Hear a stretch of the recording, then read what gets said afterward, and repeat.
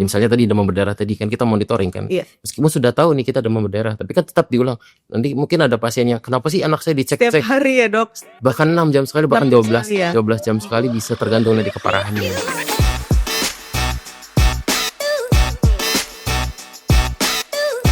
Halo Sobat Sentra, ketemu lagi bersama kami di segmen Sentra Stage. Kali ini kita ada di Sentra Medica Hospital Gempol. Kali ini kita akan ngobrol-ngobrol dengan Dr. Rahadian Faisal, spesialis patologi klinik Master of Science yang sudah bersama saya di ruang podcast Sentra Medica Hospital Gempol. Selamat pagi dokter. Selamat pagi. Nah dokter, boleh diperkenalkan diri dulu nih kepada Sobat Sentra, nama dokter dan juga profesinya dok. Silakan. Iya, saya Dr. Rahadian Faisal ya, spesialis patologi klinik ya, MSC. Saya bertugas di Sentra Medica Gempol sebagai dokter spesialis patologi klinik, sebagai penanggung jawab laboratorium. Nah, untuk yang pertama mungkin boleh dibantu untuk dijelaskan dok, untuk patologi klinik ini sebenarnya skup pekerjaannya seperti apa dokter? Iya, jadi mungkin dokter spesialis patologi klinik ini jarang ditemui pasien ya. Jadi Iya. di dokter spesialis patologi klinik ya seperti namanya, dokter spesialis. Jadi seorang dokter juga. Jadi kami itu memang dari dokter umum, kemudian ngambil spesialisasi patologi klinik. Nanti bidang kami itu memeriksanya tidak langsung ke pasien, tapi melalui sampel pasien. Baik. Sampel pasien diantaranya berupa cairan-cairan tubuh, misalnya darah, kemudian urin, kemudian misalnya periksa dahak seperti itu, atau cairan-cairan tubuh yang lain, misalnya seseorang perutnya membesar karena ada cairan asites di situ, kita bisa periksa juga, atau misalnya ada cairan yang seharusnya tidak ada di paru-paru, namanya cairan pleura, itu juga bisa kita periksa, atau cairan misalnya cairan segala macam cairan, misalnya sperma, cairan mani, seperti itu juga bisa kita periksa untuk mengecek kesuburan dari pasien, itu juga bisa. Baik. Itu di antara ruang lingkup kami. Baik dok, jadi ini sampelnya banyak ya dok ya, karena Betul. mungkin banyak yang berpikir kalau untuk laboratorium hanya darah atau urin aja gitu ya dok. Iya. Tapi ternyata ini banyak gitu, jadi sampelnya banyak nih Sobat Sentra. Jadi berupa tadi itu yang sudah disampaikan sama dokter ya, bisa dari cairan tubuh, kemudian dari kalau memeriksa kesuburan juga bisa dari sampel sperma tadi ya dok ya. Sama juga kalau pemeriksaan kanker ya dok ya, untuk kanker itu juga ada nanti caranya sendiri gitu. Betul. Ya dok. Baik dokter. Nah kita juga tahu dokter, terkait dengan spesialis laboratorium ada patologi klinis, ada patologi anatomi. Nah ini bedanya apa dokter? Iya, jadi sama ya sebenarnya, bagi bidang besarnya adalah patologis. Patologis itu dibagi dua, spesialis patologi klinik dan spesialis patologi anatomi. Kalau kami spesialis patologi klinik lebih ke cairan-cairan tubuh tadi ya, darah, urin, feses, tadi cairan asites, cairan pleura, cairan sperma dan lain-lain, dahak. Nah itu bidang patologi klinik. Nah nanti kalau ada patologi anatomi itu bagian jaringan atau sel. Misalnya seseorang habis operasi diambil, misalnya ada benjolan diambil. Nah patologi anatomi nanti akan memeriksa ini jaringannya merupakan jaringan kanker atau ganas, atau jaringan yang hanya jinak seperti itu. Itu bagian dari patologi anatomi. Jadi jaringan dan sel ke patologi anatomi, sedangkan patologi ini lebih ke banyak ke cairan seperti itu. Tapi memang ada overlapping di situ, tapi secara garis besar seperti itu. Secara garis besar seperti itu ya dok. Sama-sama memeriksa dari unsur tubuh kita, dari bagian tubuh kita, cuma memang yang satu adalah bentuknya cairan, satu lagi bentuknya benda padat ya dok ya. Benda padat ya. Baik dokter. Nah kalau untuk pemeriksaan yang biasanya dilakukan dok untuk sebagai deteksi dini suatu penyakit, biasanya yang dasarnya itu apa saja dokter? Ya, untuk pemeriksaan laboratorium tentu paling dasar adalah darah rutin ya, atau hematologi rutin ya. Itu kita dari darah rutin saja kita bisa tahu banyak informasi. Misalnya di situ ada HB ya, mungkin kita sering dengar ya. Hemoglobin itu merupakan menunjukkan tanda darah kita ini sehat atau tidak ya. Baik. Mungkin sering dengar anemia ya. Anemia itu mungkin karena HB-nya rendah ya, saya dengar, atau jumlah eritrositnya kurang, itu anemia. Itu dari darah rutin bisa ketahuan. Baik. Atau ada juga sel darah putih leukosit ya. Yang dari leukosit bisa kita ketahuan mungkin ketika infeksi nanti akan meningkat tuh leukositnya. Misalnya infeksi bakteri tentu akan meningkat, atau bisa juga turun, misalnya infeksi virus itu bisa turun, atau nah di leukositnya sendiri dia ada berbagai jenis di sini. Ada nanti kita hitung jenisnya dari alat, bisa dari mikroskop juga bisa. Nah, jenisnya pertama neutrofil. Nah, ketika infeksi bakteri tentu nanti akan meningkat neutrofilnya. Atau limfosit. Limfosit ini nanti akan meningkat ketika infeksi virus misalnya. Atau yang ketiga monosit. Nah, ini meningkat ketika misalnya infeksi parasit atau infeksi jenis yang lain. Nah, ada jenis yang lain juga, basofil, eosinofil. Nah, jenis-jenis itu ada maknanya ternyata di situ. Itu baru dari darah rutin. Baru dari sel darah merah, sel darah putih ya. Ada juga trombosit sering ya. Misalnya demam berdarah, betul, demam berdarah. Jadi kita pantau terus tuh, mungkin setiap hari atau bahkan 6 jam sekali ya ketika kritis. Nah, trombositnya kalau rendah ya bisa menyebabkan bahaya ke pasien seperti itu. Kita pantau terus. Oke, itu baru dari darah rutin. Yang kedua urin rutin. Urin rutin juga ada. Urin rutin juga ada. Urin rutin itu kita kan periksa cairan urin kita. Nah, itu bisa menggambarkan secara secara awal ya bagaimana kondisi saluran kemih kita, saluran kencing kita ya. Itu kan nanti ada misalnya protein, seharusnya kan tidak ada. Protein itu harusnya disaring ginjal, tidak keluar ke urin. Ketika ada protein berarti mungkin ada kebocoran ginjal atau fungsinya terganggu. Kedua misalnya darah kan harusnya tidak ada ya di urin ya. Mungkin ada kebocoran atau ada misalnya infeksi atau yang lain. 3 misalnya bakteri, ternyata ada bakteri atau misalnya di situ kan ada kandungan nitritnya, berarti ada infeksi bakteri di situ ya.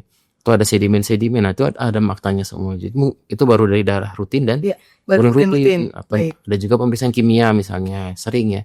Gula aja misalnya. Oh, gula ya. Ya, gula tinggi kan mungkin diabetes ya. Atau terlalu rendah misalnya hipoglikemi, ternyata mungkin pasien diabetes juga bisa sering hipoglikemi karena misalnya telat makan atau minum obatnya dosisnya terlalu banyak, seperti itu juga bisa. Dari darah rutin dari gula ya.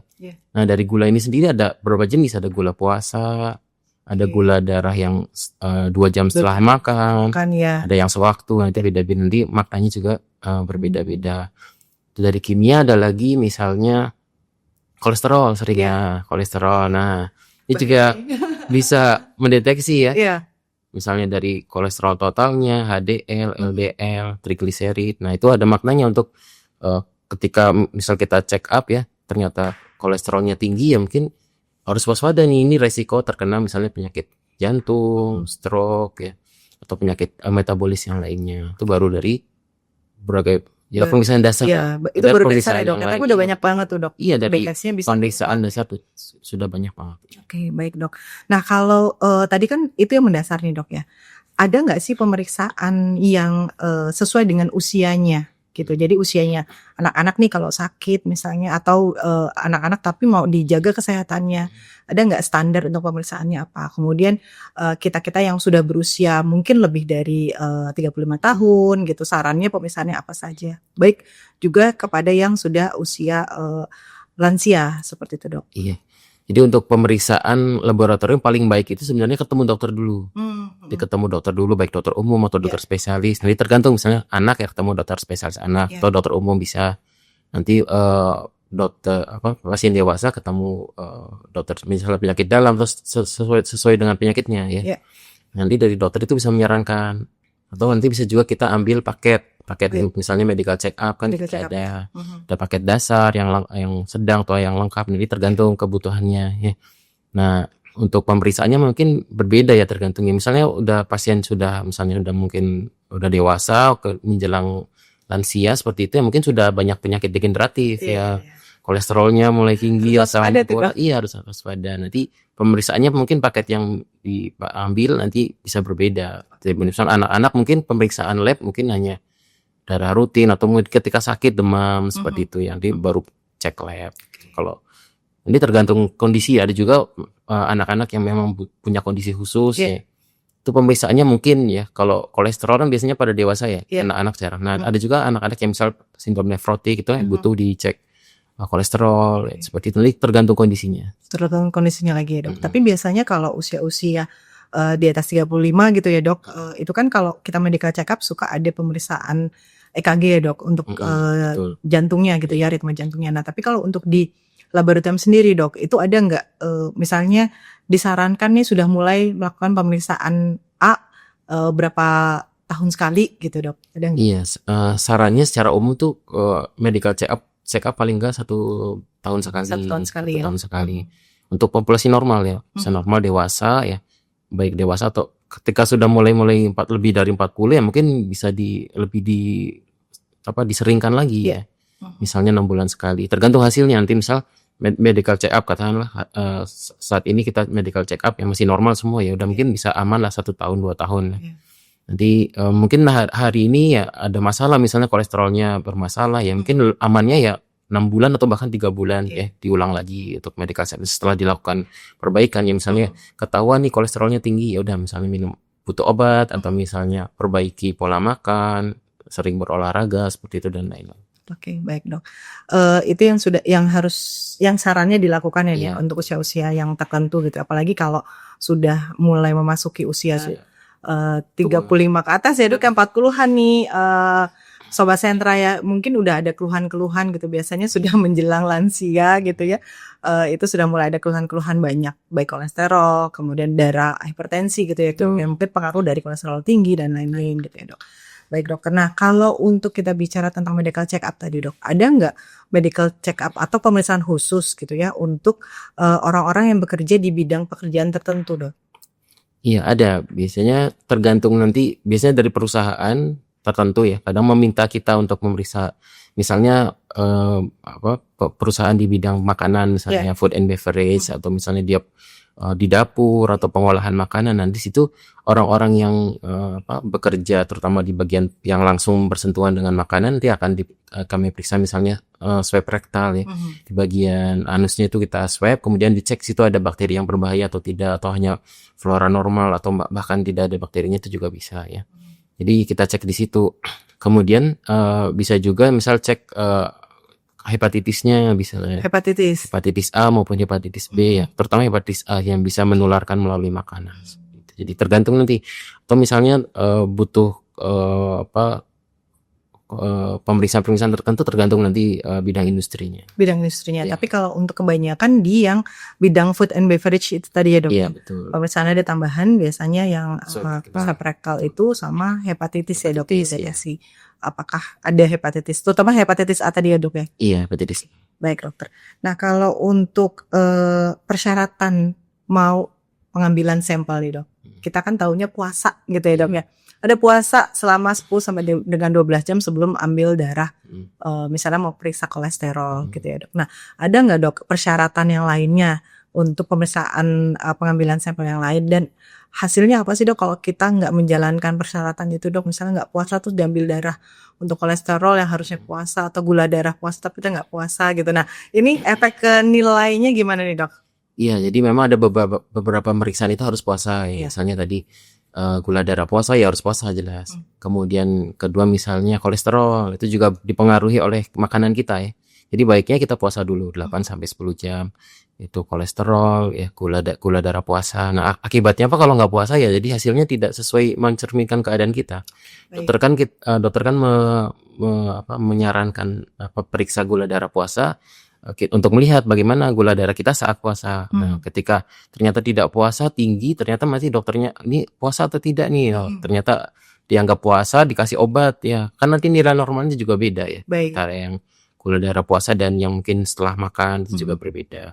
Itu pertama puasa, kemudian mungkin ada persiapan yang lain, misalnya pemeriksaan sperma misalnya, mungkin dia anjurkan tidak berhubungan dulu seperti itu. Atau misalnya pemeriksaan yang lain, misalnya ada obat-obatan tertentu yang dikonsumsi, misalnya obat-obatan berupa steroid, kortikosteroid, atau misalnya antibiotik ya. Misalnya seseorang mau diperiksa kultur, misalnya kultur darah, atau misalnya sputum ya, misalnya mau dikultur, dikembangbiakan bakterinya, dicek tumbuhnya bakteri apa, kemudian sensitivitas antibiotiknya apa. Tentu antibiotiknya nanti ketika mengkonsumsi antibiotik atau sebaiknya sebelum mengkonsumsi antibiotik ini disarankan oleh dokter. Jadi atau ada obat-obat yang lain tadi, misalnya obat-obat misalnya vitamin, mungkin ketika mau cek vitamin ya tentu vitaminnya di stop dulu ya.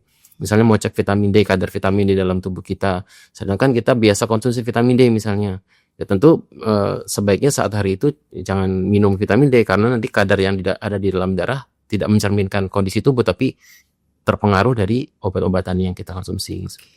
Baik dok, itu udah cukup bisa memberikan pencerahan nih dok. Iya. Jadi kenapa sih harus melakukan puasa dulu gitu ya? Karena kadang-kadang juga ada tuh dok yang seharusnya tidak merokok nih gitu ya dok ya. Ada juga ternyata dikirain tuh hanya puasa aja dok gitu. Jadi puasa itu orang anggapannya adalah nggak makan nggak minum aja gitu ya. Tapi ternyata kan juga yang merokok maupun merokok biasa Puasanya lebih Iya. ke ini sih, tidak ada asupan kalori yang masuk. tidak ada asupan kalori yang Kalau air putih masih boleh. air putih boleh Bukan puasa kayak kita di bulan Ramadan ya. Iya. Jadi misal disarankan mau periksa misalnya jam katakanlah jam 8 pagi misalnya ya. Berarti 8 sampai 10 jam kurang lebih ya. Jadi berarti dari jam 12 malam jam 10 malam lah. Ya, atau kita saat bangun tidur tuh jangan makan dulu ya, atau minum manis, teh manis ya, kopi pakai susu misalnya pakai gula. Nah, itu ada kalorinya kan, atau buah-buahan itu ada kalorinya. Pokoknya jangan konsumsi kalori dulu lah. Oke, baik. Nanti setelah cek mungkin baru boleh konsumsi kalorinya setelah kita cek labnya. Setelah cek labnya baru boleh makan. Baru boleh makan. Bahkan ada yang cek lab itu setelah dimakan, setelah makan kan ada 2 jam setelah makan ya. Jadi puasa diambil darahnya, kemudian dikasih makan, puasa lagi 2 jam. Jadi setelah makan kita makan, 2 jam setelahnya kita ambil lagi darahnya untuk 2 jam setelah makan. Untuk 2 jam setelah makannya. Itu biasanya untuk orang-orang dengan kondisi seperti apa dokter? Biasanya diabetes atau untuk menegakkan curiga, misalnya dokternya curiga untuk diabetes ya, ini bisa juga untuk penegakan diagnosis. Kan tidak hanya satu penegakan diagnosis, butuh 2 misalnya puasa dan tadi yang 2 jam, atau lebih akuratnya lagi dengan HbA1c. Dengan HbA1c itu tidak terpengaruh makanan, itu tidak usah puasa, malah bagus. Nggak usah puasa nggak apa-apa. HbA1c tidak karena HbA1c ini menggambarkan kondisi gula darah selama 3 bulan terakhir. Jadi meskipun di situ ada lonjakan naik turun, nah bisa tercerminkan dari kadar HbA1c kita. Baik dokter, itu ini sangat-sangat diperlukan sekali nih bagi mereka yang memang sudah terdeteksi ada diabetes maupun yang memang punya risiko ya dok ya. Risikonya apa aja, misalnya sudah tadi usia. Kedua misalnya mager. Rebahan terus ya dok. Rebahan atau kerjanya kayak saya nih, atau ya banyak duduknya, banyak beda sama orang yang mungkin di lapangan sering jalan itu kan. Mungkin kayak dokter, mungkin ada yang sekretaris atau yang sering duduk lah. Lebih banyak duduk kerja kantoran. Iya, kerja kantoran ya. 3 jarang olahraga misalnya. Nah, itu dia dok. Itu atau merokok. Nah, itu juga kombinasi atau yang kelima tidak jaga pola makan. Pola makannya. Jadi asal cepet aja ya dok. Apa aja dimakan semua. Apa aja makan. Biar cepet nih keburu-buru mau ada meeting lagi gitu. Jadi makan apa aja yang penting kenyang dulu. Nggak bisa. Nggak sempat sayur. Minumnya kurang. Nah itu jadi faktor resiko deh. Ayo cek lab. Oke. Minumnya juga yang bagus. Minum air putih ya dok ya. Putih. Minum banyak tapi isinya kopi semua gimana dok? Sekarang banyak tuh. Pagi kopi, siang kopi, nanti menjelang sore mau pulang kerja kopi lagi tuh dok. Biasanya minuman paling bagus air putih tentu. Air putih. Kedua, ketika mau minuman yang lain ya paling bagus kalau bisa tidak pakai gula kalau bisa ya. Misalnya teh tawar. Kedua, kopi misalnya kopinya ya kopi tidak tanpa kopi gula. Hitam aja ya dok. Hitam, atau kalau mau pakai susu boleh lah. Kalau 1 kali sehari itu kan susu juga ya bagus ya, ada protein, ada lemak bagus di situ. Asal 3 kali sehari pakai susu semua ya. Berarti nanti lonjak dok. Iya, tentu kalorinya berlebih nanti. Iya. Jadi paling baik ya minum air putih kalau tetap mau minuman jenis yang lain ya. Kalau bisa tanpa gula. Baik. Air putih aja dok, murah dan menyehatkan ya dok. Nah, kalau minum kopi dan teh jangan lupa air putihnya dibanyakin tuh, karena itu membuat dehidrasi ya, karena diuretik sifatnya. Jadi lebih sering buang air nanti. Kadang lupa, apalagi di ruangan ber-AC, kita lupa, kita nggak merasakan haus. Nggak haus, nggak keringetan, biasanya nggak haus tuh. Iya betul.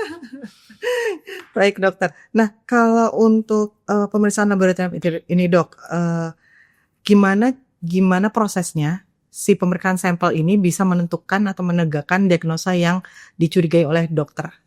Ya tentu untuk menegakkan suatu diagnosis ada urutannya ya. Kita di kedokteran tentu urutannya pertama dari anamnesis dulu. Kita sering kan nanya-nanya, dokter kita periksa nanya, kenapa sih nanya-nanya, nggak apa langsung diperiksa, karena memang seperti itu urutannya ya. Kita lihat riwayatnya seperti apa, penyakitnya sudah demam dari berapa lama, misalnya seperti itu, riwayat konsumsi obatnya seperti apa. Nah itu juga perlu ditegakkan atau perlu diketahui dari proses anamnesis. Pertama anamnesis, kedua adalah pemeriksaan fisik. Nah, pemeriksaan fisik, tentu pemeriksaan fisik dokter nanti akan periksa ya. Kalau saya tidak periksa, nanti mungkin dokter di IGD atau nanti di poliklinik nanti akan memeriksa. Nah, ketiga baru setelah dilakukan anamnesis dan pemeriksaan fisik, baru dilakukan tadi pemeriksaan laboratorium sesuai dengan kebutuhannya. Misalnya seorang anak datang misalnya demam 3 hari, kebutuhannya apa? Mungkin cek lab darah rutin misalnya, ditambah mungkin IgG IgM denggi untuk penegakan demam berdarahnya, itu juga nanti tergantung kebutuhannya. Nanti berarti penegakan diagnosisnya itu setelah dilakukan tadi anamnesis, pemeriksaan fisik, dan nanti akan dibantu oleh pemeriksaan penunjang laboratorium. Jadi dari situ baru misalnya tegar ternyata demam berdarah, nanti dokter akan melakukan penanganan sesuai dengan diagnosisnya. Sebenarnya laboratorium ini fungsinya ada 3. Pertama tadi diagnosis ya. Pertama diagnosis, yang kedua dari monitoring. Ya, misalnya tadi demam berdarah tadi kan kita monitoring kan. Meskipun sudah tahu nih kita demam berdarah, tapi kan tetap diulang. Nanti mungkin ada pasiennya, kenapa sih anak saya dicek setiap hari ya dok? Bahkan 6 jam sekali, bahkan 12 jam sekali, bisa tergantung dari keparahannya. Ada yang 1 hari sekali, ada yang mungkin kalau sangat kritis mungkin lebih sering lagi. Nah itu batasannya gimana dok? Fungsi monitoringnya. Nanti dari tergantung dokternya. Kan ada yang 6 jam sekali, tadi dokter bilang 12 jam sekali. Tergantung ke dokternya nanti. Mungkin dari dokter anaknya mungkin ini kritis nih, mungkin perubahannya mungkin takut drastis gitu dalam jam-jam kritis tersebut, ya mungkin lebih sering lagi. Nanti di ruangan nih jangan marah, diambil sampel terus begitu. Karena tadi fungsi kedua selain diagnosis, kedua adalah monitoring fungsi. Yang ketiga nanti dari prognosis, atau nanti bagaimana sih kira-kira kondisi pasien ini ke depannya itu prognosis. Itu juga bisa ditegakkan dari hasil laboratorium.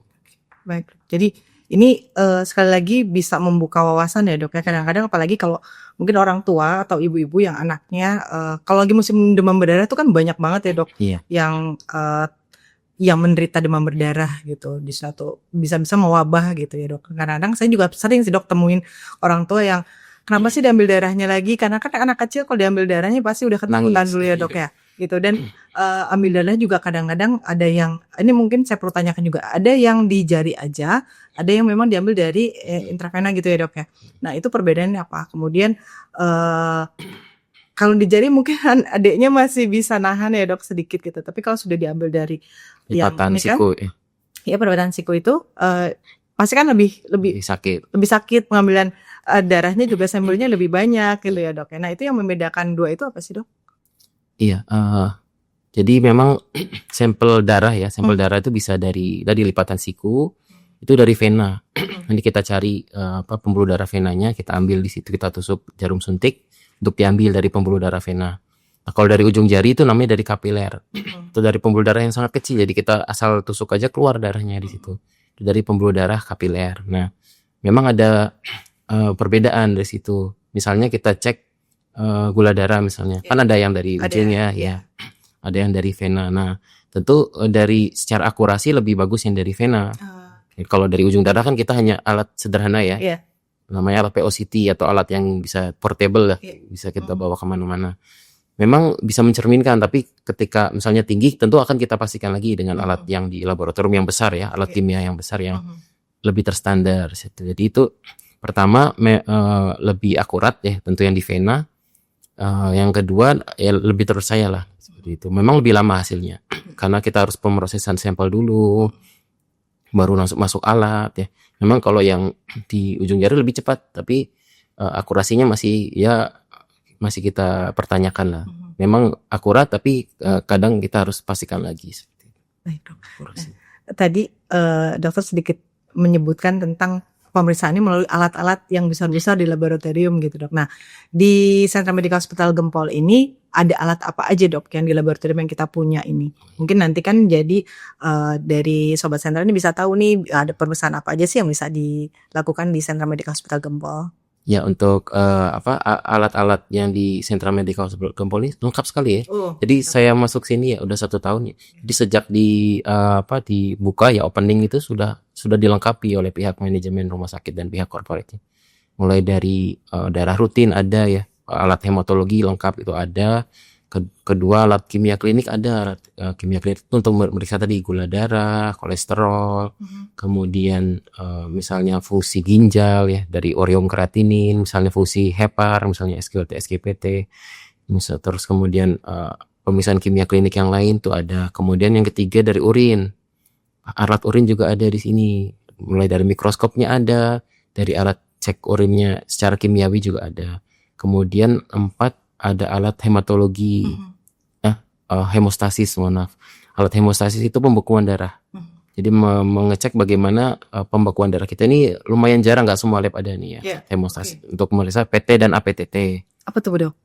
PT itu prothrombin time, APTT itu nanti activated partial thromboplastin time. Itu intinya dia memeriksa bagaimana sih tubuh kita ketika terjadi luka itu misalnya. Harusnya kan ketika seseorang luka membeku kan darahnya, menutup lukanya. Nah, ada juga pasien-pasien yang ketika terluka tuh lama sembuhnya. Misalnya pasien hemofilia atau misalnya pasien-pasien yang lainnya.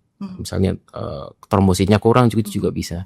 Nah, itu bisa dicek dari PT dan APTT atau dari nanti digabung dengan darah rutin dari trombositnya. Itu kami punya ya. Jadi tadi hematologi, kimia, urin, kemudian hemostasis, kemudian kita juga punya alat imun. Alat imun? Alat imunologi. Alat imunologinya kita punya marker jantung, misalnya seorang datang nyeri dada, ini serangan jantung atau bukan nih? Nah, kita punya alatnya untuk mengecek, di situ troponin namanya. Untuk mengecek kadar troponin. Kemudian ada juga HbA1c tadi ada, kita punya HbA1c. Nanti kita cek untuk seorang ini diabetes atau tidak, atau bagaimana keadaan gula darah dia selama 3 bulan terakhir. Itu alhamdulillah lengkap di sini. Untuk pewarnaan juga ada kita. Pewarnaan misalnya sputum misalnya kita cek untuk misalnya seorang terkena tuberkulosis atau tidak, ya ada cek, nanti ada pewarnaan untuk BTA namanya. Pewarnaan BTA untuk mengecek apakah seseorang terkena tuberkulosis atau tidak. Terus juga ada kita pewarnaan gram juga kita punya untuk mengecek bakterinya ini gram positif atau gram negatif, nanti bentuknya apa, itu kan bisa mengarahkan klinisi atau dokter untuk pemilihan antibiotiknya. Oke, jadi lengkap sekali ya, Dok. Lengkap sekali ya. Baik, untuk di Sentra Medical Hospital Gempol, jadi Sobat Sentra kalau memang membutuhkan pemeriksaan diagnostik berupa laboratorium ya disarankan oleh dokter spesialis misalnya penyakit dalam gitu. Di kami ini sudah banyak sekali, sudah lengkap sekali untuk alat-alatnya, jadi nggak usah khawatir, dapat dilakukan pemeriksaan secara internal di sini ya, Dok ya. Iya, bisa. Jadi ini lengkap banget, dan kalau memang Sobat Sentra juga misalnya dalam waktu-waktu tertentu ingin melakukan medical check up, itu juga kami punya paket-paketnya, dan pemeriksaannya dilakukan secara sendiri di laboratorium kita di sini, Sentra Medical Hospital Gempol gitu ya, Dok ya. Baik, Dokter. Nah, Dokter, di akhir obrolan kita hari ini boleh, Dok, mungkin dikasih tips gimana jaga kesehatan yang baik buat Sobat Sentra di rumah, Dok?